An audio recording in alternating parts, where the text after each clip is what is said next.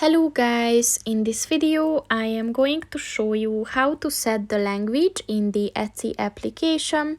But first I just want to mention, don't forget to subscribe to my channel, because at 10,000 subscribers I am going to show you my whole YouTube revenue statistics and growth strategy, as well as how to make money online. Let's jump into it. First of all, open the application on your phone.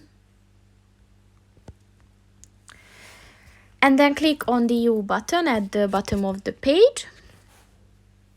And then click on the settings button. And then click on the language button that will guide you to your phone's settings. And at the preferred language section, click on the language button. And as you can see, these are the languages that you can set for this application. So just click on the one that you want to use. And that's pretty much it for this video, guys. See you in the next one. Goodbye.